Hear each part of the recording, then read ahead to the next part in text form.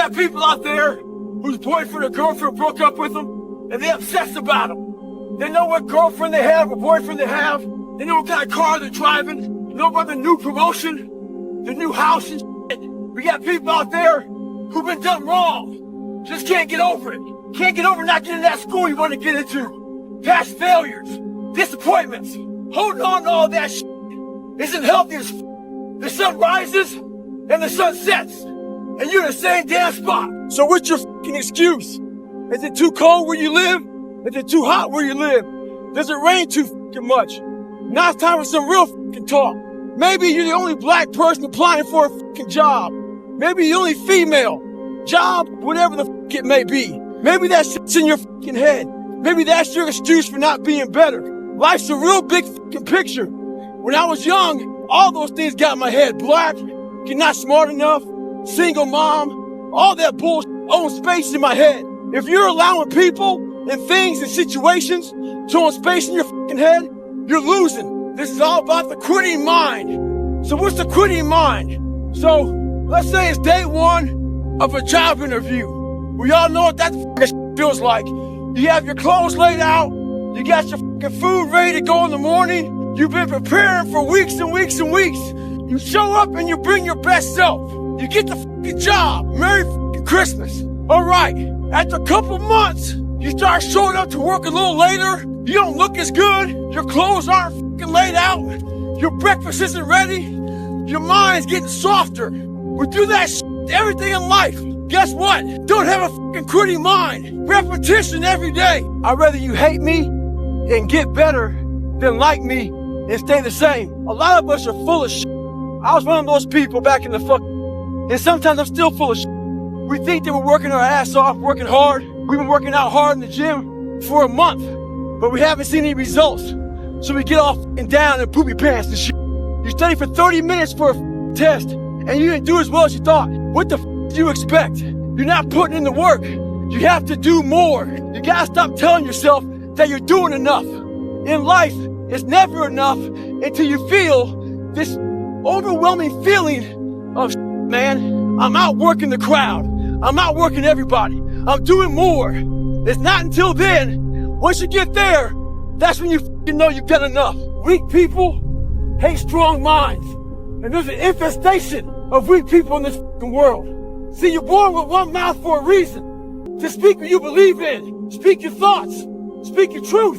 But what happens is the goal of weak people is to silence you. So what they do to you is to isolate you. The more they isolate you, the more you want to put a fucking you want to sew up your mouth right in the middle. You start speaking out both sides of your mouth. You don't stand for shit. And eventually what happens is, they make you so fucking soft, you become a fucking head. You start shaking your head, yes, for whatever they fucking want. Speak your truth. Don't be a bobblehead. Never forget to train your fucking mind. In life, a lot of us work our fucking ass off, trying to get to a better place. A place that makes us feel better about ourselves. Some people want to do ultra races. They're starting to PR during training. Some people want to be a lawyer or a medical student. So they're taking these practice tests and they're fucking crushing the practice tests. But guess what happens? Once you get to the actual fucking event, your mind isn't ready. Your mind's not prepared. You've been studying, you've been training, you've been working out, but your mind's not prepared. Story for you. When I was 19 years old, I was going through the Air Force trying to be a pararescueman. I was doing push-ups, sit-ups, swimming. I was doing all this, knocking out of the park. One of the best in the class. But the second a fucking obstacle got in my fucking way, I wasn't prepared for it mentally. I was a beast. All I was doing was I was training a bigger, stronger, faster quitter. You gotta train your fucking mind for all obstacles that might get in your way. There's always someone out there who's working harder than you. I'm haunted by that motherfucker. Knowing that someone out there is willing to forgo personal desires and comforts, forgo sleep, forgo whatever it takes to be better, to be the best. In life, a lot of times, a lot of us have that person out there. There may not be a name or a face to him, but he exists. You make sure in life when they think about that person, you make sure they put a name and a face to it. You make sure the name and face is yours. You do the haunting. Get in somebody's head. Own space. In those times when you want to quit, because we're all human, you make sure you remember one thing. All those times and hours and days you sacrifice to be the best. So I get one question a lot. It's how did I go from 297 to 191 did not get a lot of flagged skin. So how I did it was doing 100 reps, 200 reps, and 300 reps on machines like this. So what I would do is I go to the gym 3 days a week, and I keep my pace up real fast. My repetitions quick pace to keep my heart rate up, burning calories, and also driving through, getting that muscle burn. And my only resting position would be in the up position, and I rest no longer than 10 seconds, breathe, and get back at it again. So it sucks a lot. Lightweight, get after it. So my first 100-mile race I did, I was actually doing 500 reps. I brought this workout back from the guy named Sledge from the book, and we were doing a lot of reps, no running at all. So I believe that's what allowed me to do so well my first 100-mile race, even though I shit on myself. So people think I killed that 300-pound man of mine. Oh no, he lurks. That's my inner bitch. Whenever I'm in a setback or defeated, he pops up in my mind.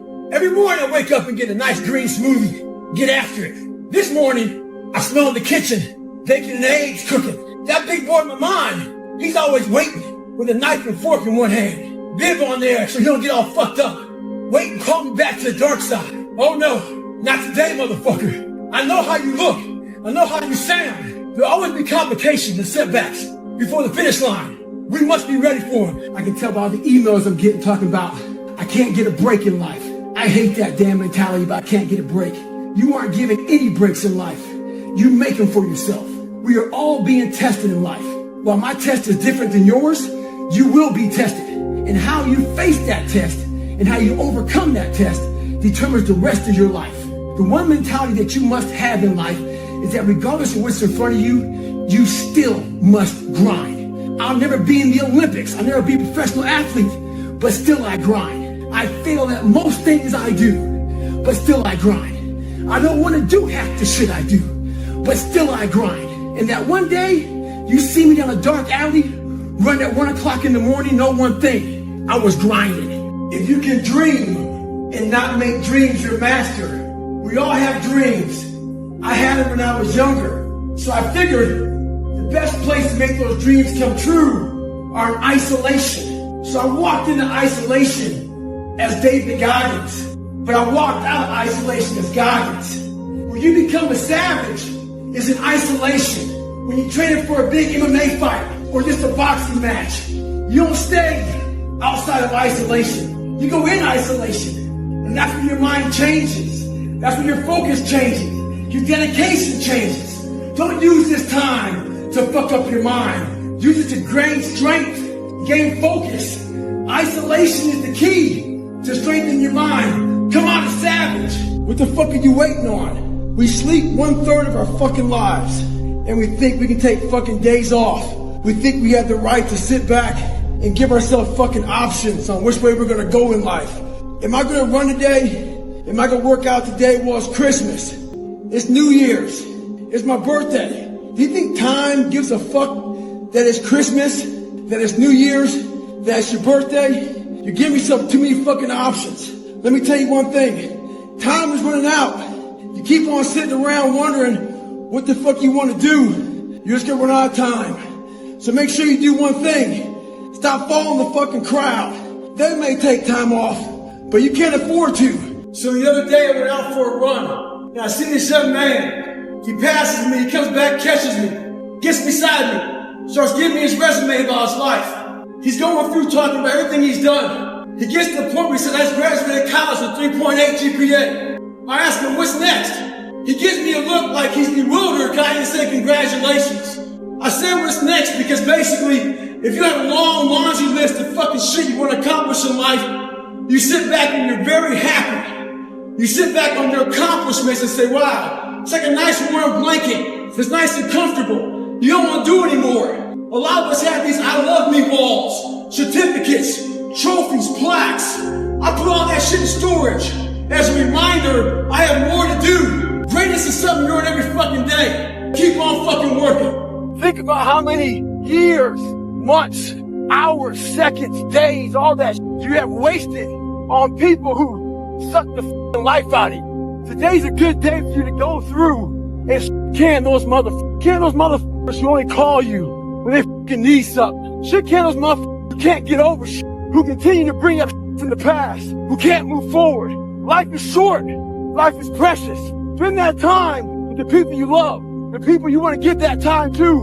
Real friends, real family. Everybody else, they're just sucking up the air you breathe. You need that motherfucker to be hard. People want to know how to get permanent, lasting results.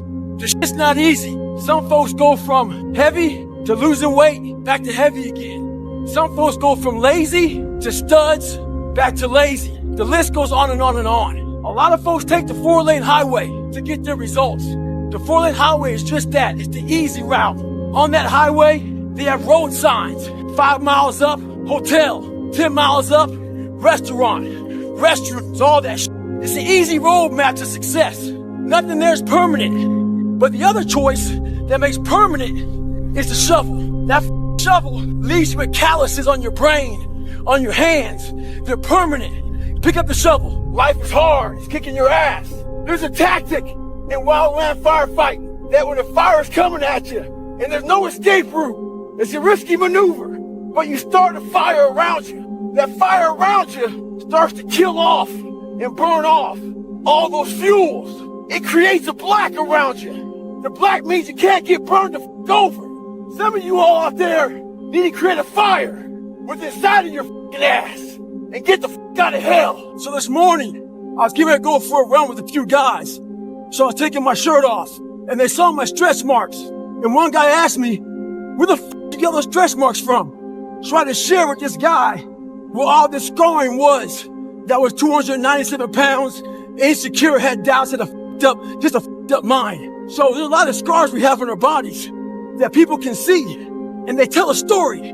But a lot of us have scars in our brains about f***ed up lives, bad childhoods, bad adulthood, whatever the f*** you're going through. Those scars in your brain we don't talk about, we hide. Scarring is proof that our past is real. But the one thing we do is we allow it to control our lives, and we get off the log. Well, it's time to get back on the log and not have those scars define the rest of your fucking life. Sometimes you gotta fight pain with pain. I get a ton of emails from people want me to help them out. And when I don't get back to them, the next email is usually not too nice. They want to cuss me out, disrespect me. I went and run this morning. This guy's overweight. He wrote a few emails. His last email was real disrespectful. Talking about, I used to be fat. I thought he could help me out. Now I see he's a piece of shit. Stuff like that. Well, real talk, brother. I'm gonna help you out. I'm not even mad at you. But it's something you need to hear. No one cares that you're overweight, that you're fat. That you eat tons of food every day. Donuts, shakes. I can't care more than you. One thing in life is for sure. No one can care more than yourself. If you're out here looking for someone to help you out, and you ain't helping yourself out, you ain't gonna ever make it. Life is always giving you a test, trying to give you a way out, trying to give you an excuse not to show up. This is my excuse today. But guess what? You gotta have the mentality to show up every fucking day of your life. No matter what life throws at you. It's our responsibility to show up to the Coliseum of life, prepared for fucking battle. I don't care what you're going through, what life's throwing at you. It's your responsibility to find your new 100%. Take it upon yourself to do that. So we love surrounding ourselves with mediocre people that give us the get out jail free card. Whenever life gets hard for us, they tell us it's all okay. Don't fucking worry about it. We don't want to surround ourselves with those people out there who are getting the fuck after it every day, holding us accountable, making us feel uncomfortable. People who are challenging us at every turn of life. Those people scare us. That's exactly where you need to fucking be in your life, with those people who put you in a world of questioning who you are. That's exactly where you want to go. That's exactly where you grow. There's a lot of people out there who suffer from low self-esteem. So when you suffer with low self-esteem, you allow weak people to get in your fucking head. So a good way to build that fucking self-esteem up is to get in the gym and change the way you look. And then that changes the way you feel about yourself. But the biggest thing about working out is sometimes the way you look may not be changing that fast. But we lose one thing. We lose the perspective of the training. The training is truly built on changing the mindset. So a few years ago, I used to work on an ambulance. And and we pull up to some horrific car accidents, and we had to assess the scene, and we had this golden hour. That golden hour is very important. We had to get people loaded in the ambulance and get in the hospital. Every morning of our lives, we are in that golden hour. We are assessing the scene of our own personal lives. Are we fat? Are we lazy? Do we not want to accomplish anything in life? You have to assess yourself.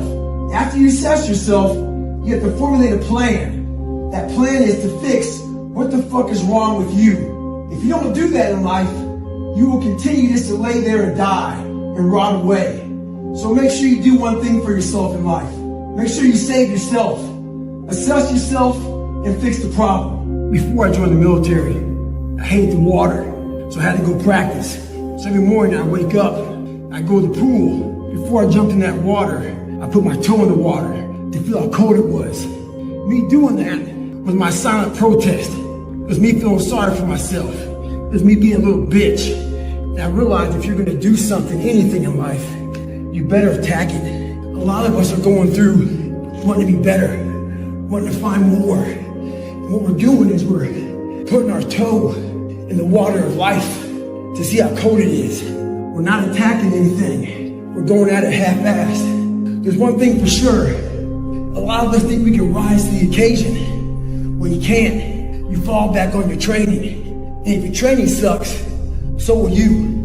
We have so many tools to put in our arsenal to strengthen our minds, to put those calluses on our minds for when we need them. So one of those great tools is positive self-talk.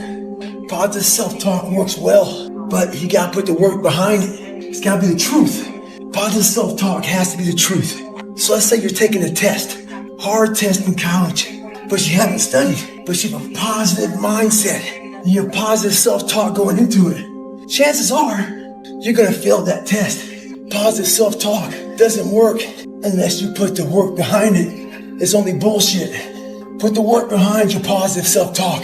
So when I was growing up, I went through a lot of hard times. This guy came to me and gave me some advice. His advice was, there's a light at the end of the tunnel. I waited for years for that motherfucker. I never saw the light. When I joined the military, did a bunch of night ops. A chopper would land, we'd all get off it, had to lay down, not move for 30 minutes. When I first landed, I couldn't see shit. After being there for a while, I can make out objects. When you're in that tunnel of life, it's dark as fuck. There may not be a light, but you have the courage to stay there long enough, you can make out objects. And you can make out objects, you can see a way to get the fuck out of that tunnel. Stay hard, stay savage. There's so many times in life, you don't want to be doing what the fuck you're doing. You can't just fucking quit. Remember this isn't a hobby, this isn't a fucking joke, it's a fucking lifestyle. So what you say to yourself is important. There's no fucking coach, there's no trainer to keep you going, it's only you. So think about this, you've been working your whole life to get a fucking seat at the table. To sit at the table is you want to be the best amongst all the best people in your fucking career field. So you finally get that letter. It's steak, lobster, it's a big dinner. Everybody's showing up, dressed to the nines. Make sure you show up soaking wet for fucking getting after it, working out hard. Towel around your neck. You respect the event, so make sure you put that towel over that nice chair so you don't fuck it up. The whole thing is this, don't say a word. Stay uncommon amongst uncommon people. You're never done. Don't stop when you're tired. Stop when you're done. Maybe you were a victim of being called fat growing up. Folks make fun of you. Maybe you weren't the smartest motherfucker in school. If people can't match you for that shit, I'm gonna tell you right now, there's great power in adversity. If you're a victim of any kind, make sure you use that shit to become successful. Don't look for revenge.